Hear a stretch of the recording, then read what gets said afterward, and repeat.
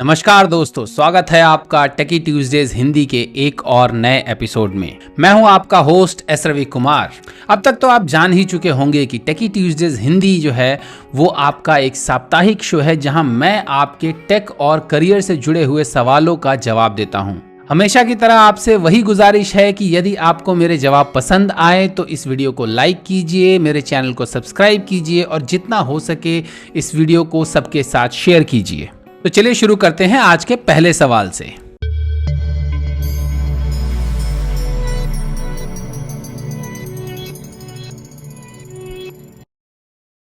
आज का पहला सवाल केवल पांड्या का है। वो पूछते हैं, how can one get a job as machine learning deep learning engineer in companies like tech giants despite graduating from third tier college and having good practical and technical knowledge in these domains.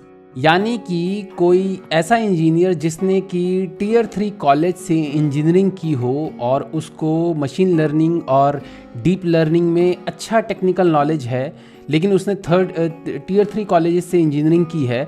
सो ऐसा इंसान जो है वो किसी tech giant में या किसी बढ़िया कंपनी में as a machine learning deep learning expert के तौर पर जॉब कैसे पा सकता है।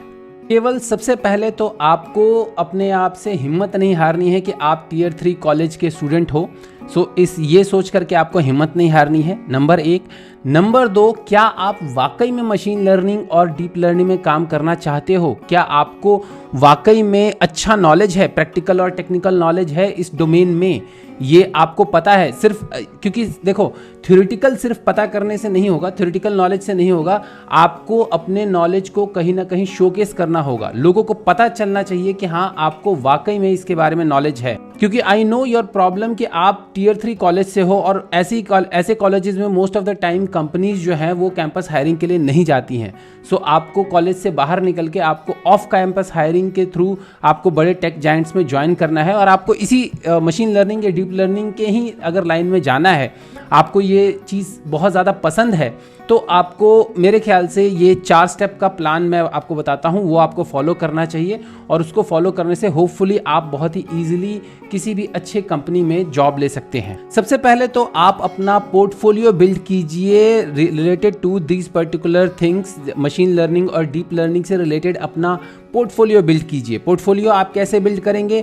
मशीन लर्निंग और डीप लर्निंग से रिलेटेड जो भी वेबसाइट है, जैसे केगल हो गया आपका, या आपके दूसरे जो वेबसाइट है, मेरे को एक केगल का ही नाम पता है, इसके अलावा और भी बहुत सारे वेबसाइट्स हैं जहां पर कि मशीन लर्निंग और डीप लर्निंग के कॉम्पिटिशन्स होते हैं या उनके प्रॉब्लम्स होते हैं। आप उन प्रॉब्लम्स को सॉल्व कीजिए। उन प्रॉब्लम्स को सॉल्व करके आप यहाँ पर रैंकिंग लाइए, अपना एक पोर्टफोलियो बनाइए, अपने गिटहब प्रोफाइल में लिखिए कि आपने ये वाली मशीन लर्निंग की प्रॉब्लम सॉल्व की है। आपने फॉर एग्जांपल अभी चैट जीपीटी बहुत ज़्यादा पॉपुलर है, आप ये देखिए कि क्या आप ओपन एआई के चैट जीपीटी का किसी और तरीके से इंप्लीमेंटेशन लिख सकते हैं कि नहीं लिख सकते। अगर लिख सकते हैं तो वैसा कुछ लिख करके और उसके बारे में ब्लॉग कीजिए और अपने जो गिटहब प्रोफाइल है उस पे उस कोड को ओपन सोर्स कीजिए। सो बेसिकली पहला स्टेप आपका ये होगा कि आपको मशीन लर्निंग और डीप लर्निंग से रिलेटेड अपने एक्सपर्टाइज का एक पोर्टफोलियो बनाना पड़ेगा, either in the form of GitHub, blog, LinkedIn profile. इस तरीके से आपको अपना एक पोर्टफोलियो इन तीनों जगहों पर डालना पड़ेगा कि हाँ, आपको ये चीज़ें आती हैं और ये चीज़ें आपने की हुई हैं। सेकेंड स्टेप ये होगा कि आप इन पोर्टफोलियो के साथ साथ आप कम्युनिटी के साथ नेटवर्क कीजिए। जो मशीन लर्निंग और डीप लर्निंग की कोई कम्युनिटी है, उस कम्युनिटी को ज्वाइन कीजिए, वहाँ लोगों की मदद कीजिए। लोगों को अगर कोई प्रॉब्लम आ रही है तो उस प्रॉब्लम का सोल्यूशन बताइए, या आपको कोई प्रॉब्लम आ रही है तो वो प्रॉब्लम डिस्कस कीजिए वहाँ पर। और प्रॉब्लम सिर्फ ये नहीं डिस्कस कीजिए कि अरे मेरे को ये प्रॉब्लम आ रही है, प्रॉब्लम पूरा बैकग्राउंड के साथ डिस्कस कीजिए कि मेरे को ये प्रॉब्लम आ रही है, इस प्रॉब्लम को सॉल्व करने के लिए मैंने ये तरीके अपनाए, लेकिन उन तरीकों से कुछ नहीं हो रहा है। सो अब मैं क्या तरीका अपनाऊं जिससे कि मेरा प्रॉब्लम सॉल्व हो। कुछ कंटेक्स्ट दे करके अपनी प्रॉब्लम सॉल्व करने की कोशिश कीजिए या दूसरों की प्रॉब्लम सॉल्व कीजिए। सो इस तरीके से आप नेटवर्क बनाइए, अपना कम्युनिटी में अपनी पहचान, अपना नेटवर्क बनाइए। तीसरा तरीका है ऑफ कोर्स कि आप जो है वो हायर लर्निंग की तरफ जा सकते हैं। मशीन लर्निंग या डीप लर्निंग से स्पेशलाइजेशन वाला कोई जो ऑनलाइन कोई कोर्स है जो कि आप अफोर्ड कर सकते हैं, वैसा कोई कोर्स कीजिए और उसको भी अपने पोर्टफोलियो में ऐड कीजिए। और चौथा तरीका ऑफ कोर्स वही है जो कि मैं अपने जॉब चेंज गाइड में बता चुका हूं कि आप एक 4 स्टेप प्लान फॉलो कीजिए, जहां पर कि आप जो जॉब लिस्टिंग है उसमें क्या दिया हुआ है, आपको क्या क्या आता है, उस दोनों डिफरेंसेस का एक एक्सेल शीट बनाइए, वो डिफरेंस वाली चीज़ें सीखिए, उसके बारे में पोर्टफोलियो बनाइए, अपना ऑनलाइन जो प्रेजेंस है वो बनाइए, अपना ब्रांड बिल्ड कीजिए, उन सबको शोकेस कीजिए और फिर अप्लाई कीजिए। तो होपफुली मोस्ट प्रोबेबली आपको बड़ी कंपनीज में इससे रिलेटेड जॉब मिल जाएगी। तो एट द लास्ट मैं आपको इमरान खान वाला स्टेटमेंट बोलूंगा कि आपको हिम्मत नहीं हारनी है, आपको पूरा मेहनत करना है और पूरे मेहनत करके आपको ये 4 स्टेप प्लान फॉलो करना है। सबसे पहले आपको अपना पोर्टफोलियो बनाना है, दूसरा अपना नेटवर्क बढ़ाना है, तीसरा आपको इससे रिलेटेड अगर कोई हायर सर्टिफिकेशन ले सकते हैं तो वो लेना है, और चौथा इन सब चीज़ों के साथ अपना जो भी जॉब लिस्टिंग के बीच में और जो आपके पोर्टफोलियो के बीच में डिफरेंसेस है, उन डिफरेंसेस को फाइंड आउट करना है, उनको फिक्स करना है, अपना पर्सनल ब्रांड बनाना है। And then you can ask to the people in the community कि हाँ भाई मेरे पास ये एक्सपर्टाइज है, मेरे पास ये प्रैक्टिकल नॉलेज है, प्लीज़ और आप यहाँ से मेरे गिटहब प्रोफाइल से आप ये सारी चीज़ें देख सकते हैं। और तब अगर आप जॉब अप्लाई करेंगे तो 99% चांसेस हैं कि आपको इजीली जॉब मिल जाएगी। अगला सवाल तेजस का है, वो पूछते हैं is it legal in India to contribute to an open source project while working in an IT company. यानी कि क्या इंडिया में किसी आईटी कंपनी में काम करते हुए ओपन सोर्स प्रोजेक्ट को कंट्रीब्यूट करना, ओपन सोर्स प्रोजेक्ट के कोड में कंट्रीब्यूट करना लीगल है? तेजस, ना सिर्फ ये लीगल है बल्कि बहुत सारी कंपनीज जो हैं वो अपने एम्प्लॉयज़ को प्रमोट करते हैं कि वो ओपन सोर्स कोड या ओपन सोर्स एप्लीकेशंस को कंट्रीब्यूट करें, ताकि उनका अपना जो रेपुटेशन है वो भी बढ़े, वो भी शोकेस करें कि हमारी कंपनी के एम्प्लॉयज़ जो हैं वो ओपन सोर्स प्रोजेक्ट्स में कंट्रीब्यूट करते हैं। सो यस, ये चीज़ लीगल है, लेकिन मेन ये है कि कुछ कंपनीज में हो सकता है कि ये लीगल ना हो। सो आपको बेसिकली ये चीज़ चेक करनी पड़ेगी अपनी कंपनी के एचआर पॉलिसीज़ के थ्रू। अदरवाइज 90% कंपनीज में ये चीज़ कंप्लीटली लीगल है कि to contribute to open source, आप ओपन सोर्स एप्लीकेशंस को कंट्रीब्यूट कर सकते हैं। The only caveat here is कि आपको कोई भी जो कंट्रीब्यूशन जो भी आप कर रहे हो वो आप अपने पर्सनल टाइम में कर रहे हो और अपने पर्सनल रिसोर्सेज को यूज़ करते हुए कर रहे हो। सो पर्सनल टाइम में करने का मतलब यह है कि ऑफ कोर्स आपको आउट ऑफ ऑफिस आवर्स आप कंट्रीब्यूशन कर रहे हो, यानी सैटरडे संडेज या आफ्टर ऑफिस आवर्स रात को 9-10 बजे के बाद या 8 बजे के बाद जब भी आपका ऑफिस खत्म होता है उसके बाद आप कंट्रीब्यूट कर रहे हो। और दूसरा, जो भी आप कंट्रीब्यूट कर रहे हो तो जो रिसोर्सेज यूज़ कर रहे हो, यानी जो कंप्यूटर यूज़ कर रहे हो वो आपका पर्सनल कंप्यूटर हो, ना कि ऑफिस का कंप्यूटर हो। ऑफिस के रिसोर्सेज यूज़ करके आप जो है वो ओपन सोर्स में कंट्रीब्यूट करना कोई भी कंपनी अलाउ नहीं करती। इसके साथ साथ ये भी है कि आपको ये भी ध्यान रखना होगा कि आपको कंपनी का कोई सेंसिटिव इंफॉर्मेशन या कंपनी का जो आईपी डेटा है, यानी इंटेलेक्चुअल प्रॉपर्टी डेटा जो है, वो आप ना इसमें एक्सपोज कर रहे हो। सो अगर मान लीजिए कि आपकी कंपनी ने कोई इंटेलेक्चुअल प्रॉपर्टी वाला कोई टूल बनाया है या कोई लाइब्रेरी बनाया है और आपने किसी ओपन सोर्स लाइब्रेरी में या ओपन सोर्स एप्लीकेशन में उस वाली लाइब्रेरी को यूज कर लिया है, that will not be considered as legal. वो in fact it would be a copyright violation या आपकी नौकरी खतरे में पड़ सकती है इस वजह से। सो मेरा सजेशन तो ये रहेगा कि आपको ओपन सोर्स में कंट्रीब्यूट करने से पहले या तो अपने एचआर से बात कर लो कि क्या ये लीगल है कि नहीं है, but to be on the safer side आपको बस ये देखना है कि आप रिसोर्सेज जो यूज कर रहे हो वो कंपनी के नहीं होने चाहिए। कोई भी कंपनी की आईपी वाली चीज आप नहीं यूज कर रहे हो। जो भी आप ओपन सोर्स में कंट्रीब्यूट कर रहे हो वो अपने बेसिस पे कर रहे हो, यानी कि आप अपना नॉलेज, अपनी एक्सपर्टाइज को ओपन सोर्स में जो है वो शेयर कर रहे हो। जैसे मैं यूट्यूब चैनल मेरा ये यूट्यूब चैनल है, उसके अलावा मैं ओपन सोर्स कोडिंग करता हूँ। गिटहब पर मेरा प्रोफाइल है जहाँ पर कि मैं ओपन सोर्स कोड के ऊपर कोड करता हूँ, और मोस्ट ऑफ द मेरा जो ओपन सोर्स कोड है that is written in Blazor, और वो भी ऐसा है कि जो कि मैं कोई भी कंपनी का नहीं है, मैं अपना प्रोजेक्ट जो बना रहा हूँ, अपना साइड प्रोजेक्ट के तौर पर अपने पर्सनल यूज़ के लिए अगर कोई एप्लीकेशन बना रहा हूँ, उसको मैंने ओपन सोर्स किया हुआ है और उसको मैं यूज़ कर रहा हूँ। और उसके लिए ऑफ कोर्स मैं अपने लैपटॉप का यूज़ करता हूँ, अपने विंडोज़ लैपटॉप का यूज़ करता हूँ, ना कि मैं कंपनी के रिसोर्सेज का यूज़ करता हूँ। प्लस ये सारा काम जो है मैं ऑफिस आवर्स में करता हूँ, यूजली सैटरडे संडेज को करता हूँ, या वीकडेज में अगर करता हूँ तो लेट नाइट्स करता हूँ, रात को जब मैं अपने ऑफिस से लॉग आउट कर चुका होता हूँ उसके बाद। तो जैसा मैंने कहा कि it's mostly legal in India to work on open source project while working in an IT company, provided you are not using any IP resource of the company or not using the resources of the company and working on the open source applications while out of office hours. However, to be on the safer side, आपको जो है अपने HR से consult कर लेना चाहिए अगर आपको इतना ही रिस्क लग रहा है तो। अगला सवाल एयाज अहमद का है, वो पूछते हैं what is system software and it's type, यानी कि सिस्टम सॉफ्टवेयर क्या होता है और उसके कौन कौन से टाइप्स हैं। अयाज यार, तुमने तो बहुत ही बेसिक क्वेश्चन पूछ लिया। ये तो आपको जब कंप्यूटर सिखाते हैं आई थिंक 9th 10th में या 8th 7th 8th में, आजकल 6th के बच्चों को भी कंप्यूटर सिखाया जा रहा है, तो उनके बुक्स में ये डेफिनेशन दिया गया है कि what are system software and what are its types. But anyways, आपके सवाल का जवाब तो देना ही है चूंकि आपके सवाल को चूज किया है।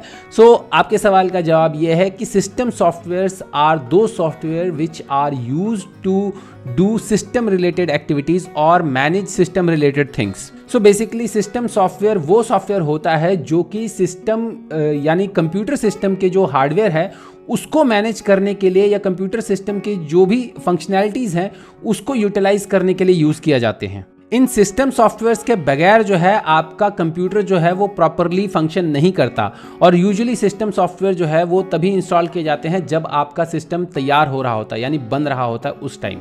अब आते हैं आपके सवाल के दूसरे पार्ट पर कि how many types of system softwares are there. So there are basically 2 types of system software. 2 तरह के सिस्टम सॉफ्टवेयर होते हैं। वन होता है, first one is operating system and second one is utility programmes. तो जो ऑपरेटिंग सिस्टम होता है उसके नाम से ही पता चलता है कि ऑपरेटिंग सिस्टम, सो ऑपरेटिंग सिस्टम या OS जो होता है that is responsible for actual working of the computer. Operating system एक तरीके से बेस होता है जिस पर कि आपका कंप्यूटर की सारी फंक्शनैलिटी चलती है, आप कंप्यूटर पे सारा काम करते हैं। ऑपरेटिंग सिस्टम मेनली जो पॉपुलर ऑपरेटिंग सिस्टम है वो है विंडोज़, मैक OS और लाइनक्स। सो लाइनक्स ज़्यादातर जो है वो बहुत सारे टेक्निकल लोग यूज़ करते हैं या गीक्स यूज़ करते हैं।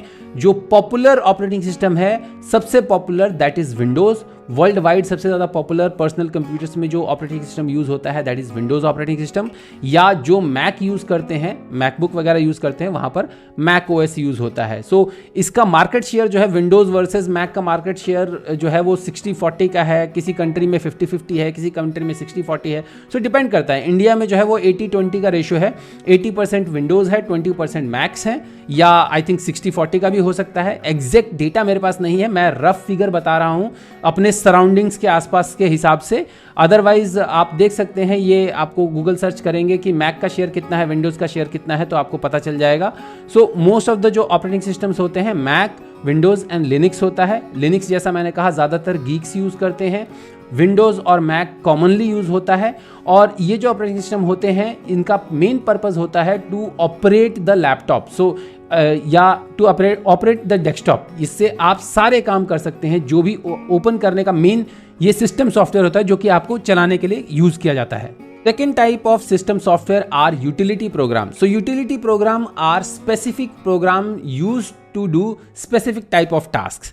जैसे कि आपको कोई प्रिंटर आप यूज़ कर रहे हैं, उस प्रिंटर को यूज़ करने के लिए जो आपको सॉफ्टवेयर चाहिए होता है दैट इज़ योर प्रिंटर का जो ड्राइवर हो गया, that is a utility software. इसी तरीके से अगर आप कोई नया माउस यूज़ कर रहे हैं तो उसके लिए, उसको चलाने के लिए जो ड्राइवर चाहिए होता है that is your utility software. या अगर आप कोई और हार्डवेयर डिवाइस यूज़ करते हैं या इसी तरीके का कोई पर्टिकुलर कोई स्पेसिफिक टास्क करने के लिए जो आप सॉफ्टवेयर यूज़ करते हैं that is called as your utility program. जैसे अगर मैं विंडोज़ की बात करूं तो विंडोज़ में आपका डिस्क क्लीनर हो गया, डिस्क डिफ्रैगमेंटेशन हो गया, बैकअप लेने का सॉफ्टवेयर हो गया। इस तरह के आपके ये जो सॉफ्टवेयर होते हैं दीज आर और यूटिलिटी प्रोग्राम। या आपका प्रिंटर ड्राइवर हो गया, प्रिंटर से रिलेटेड कोई सॉफ्टवेयर हो गया, आपको किसी प्रिंटर को मैनेज करने का जो सॉफ्टवेयर हो गया, these all softwares are called basically utility softwares. So system softwares are basically those software which are used to handle hardware activities from your computer system. And the types of system softwares are operating system and utility software. अगला सवाल अश्विन का है. वो पूछते हैं What is the correct site to do the technical certifications which really add some value to the portfolio? यानी कि ऐसे कौन से वेबसाइट्स हैं जहां के किए हुए टेक्निकल सर्टिफिकेशंस जो हैं वो रियली आपके पोर्टफोलियो में वैल्यू ऐड करते हैं. अश्विन, फ्रैंकली स्पीकिंग मैं हमेशा जो है वो सर्टिफिकेशंस के अगेंस्ट रहा हूं unless and until those certifications are not sponsored by your company. So अगर आपकी कंपनी जो है वो सर्टिफिकेशन को स्पॉन्सर नहीं कर रही है तो सर्टिफिकेशंस करने का कोई फ़ायदा नहीं है, because most of the certifications जो हैं वो आपके कुछ खास वैल्यू नहीं ऐड करते. जस्ट एक they are just like a line in your resume. So कुछ खास वैल्यू ऐड नहीं करते और ज़्यादातर जो सर्टिफिकेशंस होते हैं वो पर्टिकुलर टेक्नोलॉजी या कंपनी के सर्विसेज को प्रमोट करने के लिए होते हैं. अगर आप AWS सर्टिफाइड कोई AWS का कोई सर्टिफिकेशन करने जाओगे तो उसमें सारे जो सर्विसेज यूज़ होती हैं मोस्ट ऑफ द केसेस में AWS की जो सर्विसेज है उनको यूज़ करते हुए वो सर्टिफिकेशन होती हैं. इसी तरीके से एजूर की भी अगर हम बात करें तो एजूर में भी वही सारी चीज़ें हैं. सो अब टेक्नोलॉजी स्पेसिफिक सर्टिफिकेशन करने की बजाय मेरा सजेशन यही रहेगा कि आप जो है वो रादर देन सर्टिफिकेशन किसी डिग्री की तरफ जाएं, क्योंकि आपके जो इसमें रिज्यूम में वैल्यू ऐड जो है वो डिग्री करेगी. So go for a degree, may be diploma या डिग्री की तरफ जाएं and do it from some reputed institute. So आपको ऑनलाइन इसके लिए साइट्स बहुत सारी हैं. कोर्सेरा है, अपग्रेड है, आपका EDX है, लिनक्स प्रोफेशनल है, CompTIA है. सो ये तीन चार हैं मेनली जो है. आपका कोर्सेरा और EDX जो है इन दोनों पर आपको यूनिवर्सिटीज़ की डिग्रीज, डिस्टेंस लर्निंग की डिग्रीज एंड सर्टिफिकेशंस वगैरह मिल जाते हैं. सो आप यहाँ से आप अपने डिग्रीज या सर्टिफिकेशंस वगैरह कर सकते हैं. और प्रॉपर डिग्री पे अगर जाते हैं, फुल फ्लेज डिग्री पे जाते हैं तो वो ज़्यादा फ़ायदेमंद है compare to your technology specific certification. So एक डोमेन चूज़ कीजिए, एक टॉपिक चूज़ कीजिए और उससे रिलेटेड डिग्री कीजिए. एंड अगर साइट्स की ही बात करें तो मेरे ख्याल से मेन साइट्स जो हैं वो होंगे कोर्सेरा, अपग्रेड या edx.org. अगला सवाल आदित्य का है. वो पूछते हैं What should I do? I developed a full stack social media project for my company. Being the only developer who worked on this project, can I sell it directly to the client for a good amount without any legal consequences?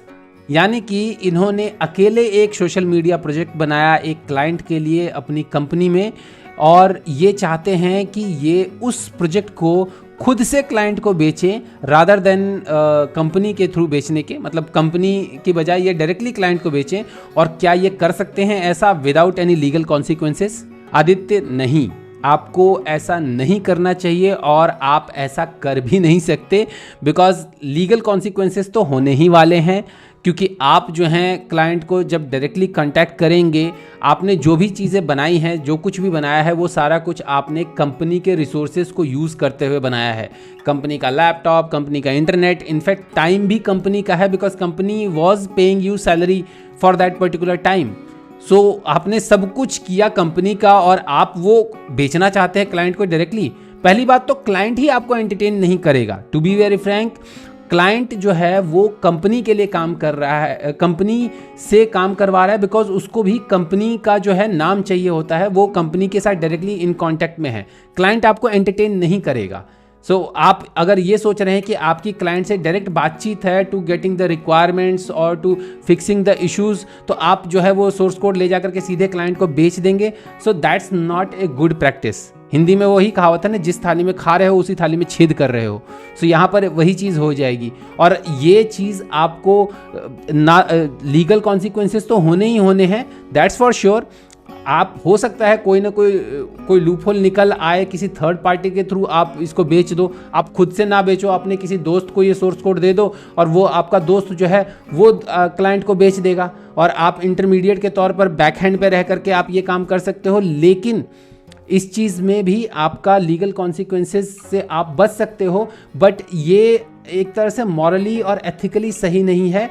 Client किसी का नहीं होता, client किसी का सगा नहीं होता, लेकिन इमेजिन कि आपकी कंपनी को, और जब आपके कंपनी के ओनर को इस चीज़ के बारे में पता चलेगा, ही कैन ब्लैकलिस्ट यू। आपको रेफरेंस कहीं नहीं मिलेगा। आपको अगर उसने अगर आपका जो ओनर है, जो कंपनी का जो ओनर है, वो अगर आपको ब्लैकलिस्ट कर देता है, एचआर के लोगों में सब में बता देता है कि इसने ऐसा काम किया है, ये चीज़ किया है, you won't get a job anywhere.